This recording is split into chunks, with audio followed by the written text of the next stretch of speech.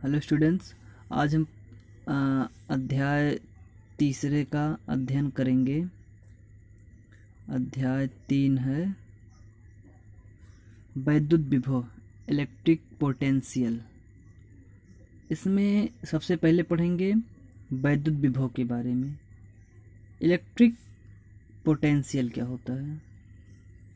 Electric potential को परिभाषित करने के लिए जो इसको डिफाइन किया जा सकता है, किसी परीक्षण आवेश को या एकांक धन आवेश को अनंत से वैद्युत क्षेत्र के भीतर किसी बिंदु तक लाने में किया गया कार्य तथा उस परीक्षण आवेश के मान की निष्पत्ति या अनुपात को उस बिंदु पर वैद्युत विभव कहते हैं। इसे भी से व्यक्त करते हैं और यह एक अदिश राशि है। इसे भी से व्यक्त करते हैं, यह एक अदिश राशि है। फिर से सुनेंगे कि किसी परीक्षण आवेश को या एकांक धन आवेश को वैद्युत क्षेत्र के भीतर किसी बिंदु तक लाने में किया गया कार्य तथा उस परीक्षण आवेश के निष्पत्ति को उस बिंदु पर वैद्युत विभव कहते हैं। अब मानते हैं कि माना +Q0 कूलाम के परीक्षण आवेश को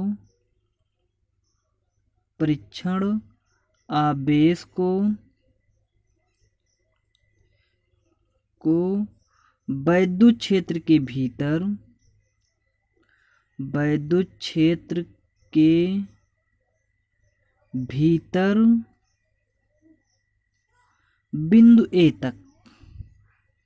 बिंदु ए तक लाने में किया गया कार्य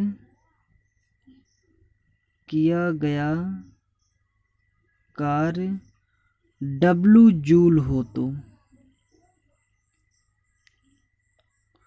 तो V बराबर W/Q0, यही इलेक्ट्रिक पोटेंशियल है। देखिए एक बार और, किसी परीक्षण आवेश को अनंत से किसी परीक्षण आवेश को वैद्युत क्षेत्र के भीतर किसी बिंदु तक लाने में किया गया कार्य तथा उस परीक्षण आवेश के अनुपात को उस बिंदु पर वैद्युत विभव कहते हैं। अब देखिए, इसको समझिए, इसको लिखना नहीं है, केवल समझना है केवल। यहाँ ये पॉइंट, यहाँ ये लिख लीजिएगा, परिभाषा लिखिएगा, फिर इतना लिखिएगा, फिर ये लिखिएगा, ये फार्मूला हो गया। अब ये समझिए कैसे। ये इलेक्ट्रिक फील्ड है, देखिए ये खासा इलेक्ट्रिक फील्ड है। अब चूँकि यहाँ पर कोई मान लेते हैं कि बिंदु ए है और यहाँ से एक परीक्षण आवेश +Q0 है, तो यहाँ लाएंगे हम। चूँकि जो वैद्युत क्षेत्र होता है धन आवेश से ऋण आवेश की ओर होता है, तो यहाँ धन आवेश है। अब चूँकि यहाँ पर लाएंगे इधर, तो धन आवेश की ओर लाएंगे। अब प्लस प्लस एक दूसरे को प्रतिकर्षित करेंगे, तो ऐसे में हमें जबरदस्ती लाना पड़ेगा या कुछ कार्य करना पड़ेगा इस +Q आवेश को। और हाँ, एक बात है, ये इनफाइनाइट से आना चाहिए, यानी अनंत से हम इस आवेश को लाएं, चाहे जिस बिंदु तक लाएं। ये बिंदु हो सकता है, कोई भी बिंदु हो सकता है। यहाँ तक लाने में जो कार्य करना पड़ता है, कि मतलब प्राप्त नहीं होता है बल्कि कार्य करना पड़ता है, तो जो किया गया कार्य है इसको यहाँ तक लाने में और इसके अनुपात को इसी बिंदु पर वैद्युत विभव कहते हैं। इसे भी से डिनोट करते हैं या भी से लिखते हैं। यही इतना है वैद्युत विभव। अच्छा, एक बात ये भी है, अब हम वैद्युत विभव का ये व्यंजक है, अब हम पढ़ेंगे मात्रक। मात्रक क्या होता है? एसआई सिस्टम में इसका क्या मात्रक है? देखिए, कार्य का मात्रक जूल है, यानी कार्य का मात्रक जूल, और क्यू का मात्रक कूलाम, यानी भी का मात्रक होता है एसआई पद्धति में जूल प्रति कूलाम, है ना। इसको लिखा जा सकता है जूल प्रति कूलाम, अथवा इसी को और भी लिखा जा सकता है वोल्ट। विभव का मात्रक खास तौर पर एसआई पद्धति में वोल्ट होता है ना, यानी जूल प्रति कूलाम अथवा वोल्ट होता है ना। ये है यानी विद्युत विभव का मात्रक जूल प्रति कूलाम अथवा वोल्ट।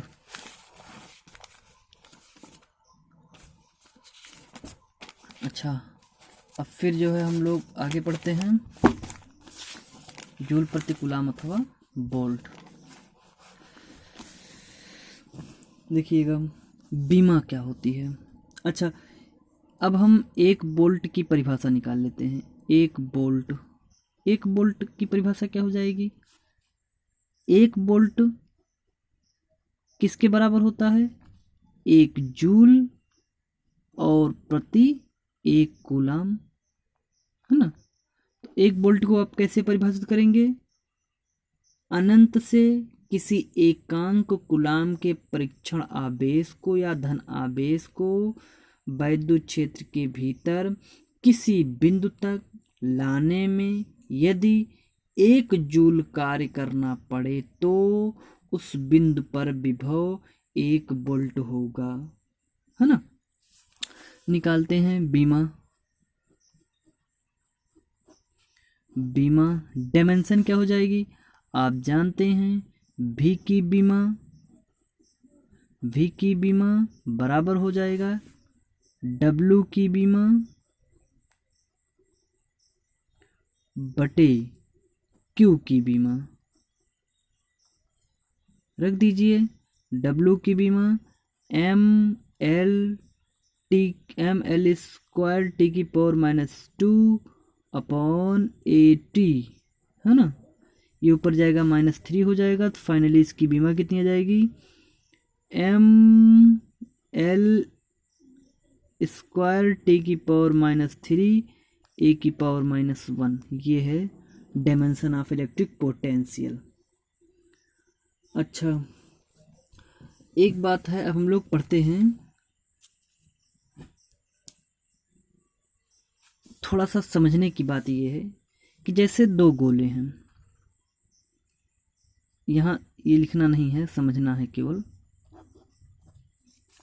जैसे दो गोले हैं, ठीक, इनमें आवेश फिल है, इनमें आवेश फिल है, इनमें भी आवेश फिल है, इस पर नेगेटिव है। अगर हम इनको कंबाइन कर देते हैं तो देखिए इनमें जो आवेश प्रवाह होगा वो प्लस से माइनस की ओर होता है ना।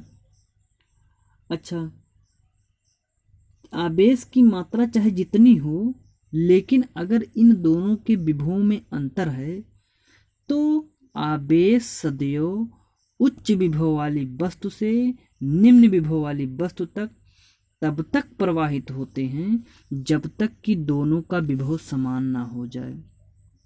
जैसे आपने पढ़ा है कि अगर दो भिन्न भिन्न ताप की जो वस्तुएं अगर हम रख देंगे तो ऊष्मा की मात्रा चाहे जो हो, लेकिन अगर भिन्न भिन्न ताप पर हैं तो उच्च ताप वाली वस्तु से ऊष्मा निम्न ताप वाली वस्तु की ओर तब तक आती है जब तक कि दोनों पर ताप समान ना हो जाए। सेम एज कंडीशन इसमें भी है, यानी अगर दो इसका विभव और यानी दोनों किसी भी चालक का दो चालक हैं उनके विभव अगर असमान हैं तो सदैव आवेश उच्च विभव वाले से निम्न विभव वाले की ओर बहते हैं, और यह तब तक होता है जब तक कि दोनों का विभव समान ना हो जाए। जो धन आवेश हैं वो उच्च विभव से निम्न विभव की ओर बहते हैं, और जो ऋण आवेश है वो निम्न विभव से उच्च विभव की ओर बहते हैं। अब आइए हम लोग पढ़ते हैं इलेक्ट्रिक डिफरेंस पोटेंशियल, यानी पोटेंशियल डिफरेंस, जिसे विभवांतर कहते हैं। पोटेंशियल डिफरेंस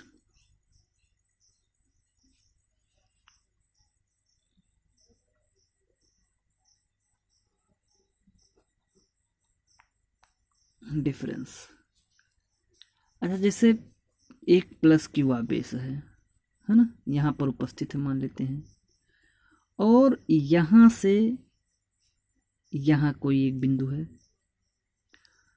तो इस पर क्या करेगा, एक फोर्स लगेगा, क्योंकि विद्युत क्षेत्र इधर मान लेते हैं। अगर हम एक प्लस क्यू जीरो कूलाम का आवेश यहाँ रखते हैं तो इस पर एक फोर्स लगेगा। क्यों? क्योंकि ये इसको रिपल्स करेगा। तो अगर मान लेते हैं कि हमको पहले यहाँ बुलाते हैं फिर यहाँ लाते हैं, तो हमको यहाँ लाएंगे फिर यहाँ लाएंगे बिंदु, इसको मान लेते हैं ए और इसको मान लेते हैं बी। अब डिफरेंस पोटेंशियल क्या होता है, विभवांतर क्या होता है, क्योंकि इसका विभव उच्च होगा और इसका विभव निम्न होगा।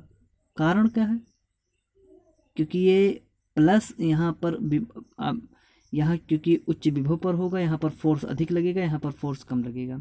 अच्छा, पहले डिफाइन कर लेते हैं विभवांतर क्या होता है, कि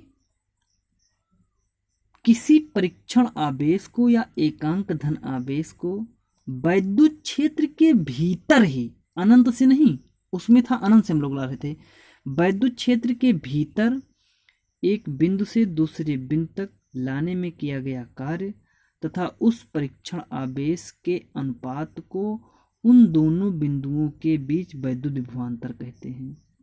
देखिए, इसके भिन्न भिन्न जो है बिंदुओं पर वैद्युत विभव अलग अलग हैं।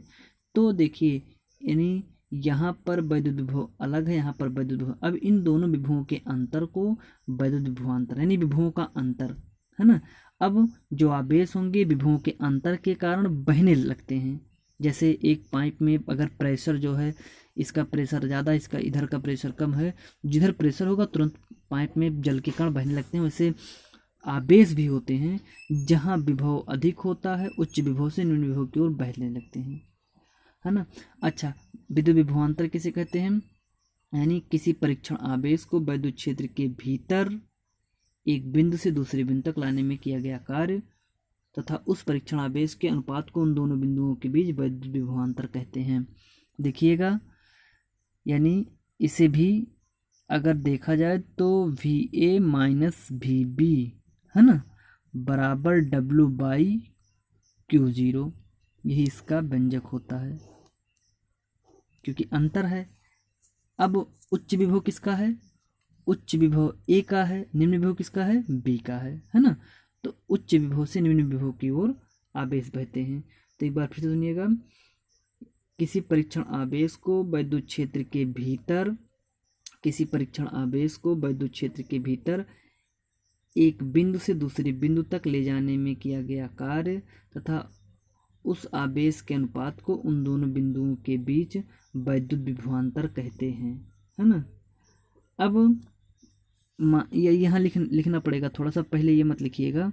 यहाँ मानिए, माना प्लस Q0 कूलाम के वैद्युत परीक्षण आवेश को वैद्युत क्षेत्र के भीतर एक बिंदु से दूसरे बिंदु तक ले जाने में, बिंदु B से बिंदु A तक ले जाने में किया गया कार्य W जूल है। तो VA माइनस VB बराबर W/Q0, है ना। अच्छा, इसका मात्रक भी क्या आएगा, मात्रक जूल प्रति कूलाम अथवा वोल्ट। अब 1 वोल्ट को इसको कैसे डिफाइन करेंगे, 1 जूल प्रति 1 कूलाम। 1 जूल और 1 कूलाम, 1 जूल 1 वोल्ट। यदि किसी परीक्षण आवेश को यदि किसी परीक्षण आवेश को विद्युत क्षेत्र के भीतर एक बिंदु से दूसरे बिंदु तक ले जाने में किया गया कार्य 1 जूल हो तो उन दोनों बिंदुओं के बीच विद्युत विभवांतर 1 वोल्ट होगा, है ना। केवल कुछ नहीं, अनंत हटा देना है, विद्युत क्षेत्र के भीतर ही हमें रखना है ना। ये हो गया मात्रक। मात्रक सब वही है, विभव का मात्रक। बीमा भी विभव की बीमा के बराबर होगी, क्योंकि सूत्र तो लगभग वही है। अब इसे लिख सकते हैं डेल्टा भी बराबर W/Q0, है ना। फिर इसकी डायमेंशन क्या हो जाएगी, इसकी डायमेंशन हो जाएगी ml² T⁻³ A⁻⁻1। ये इसकी डायमेंशन हो जाएगी, है ना। अब थैंक्स।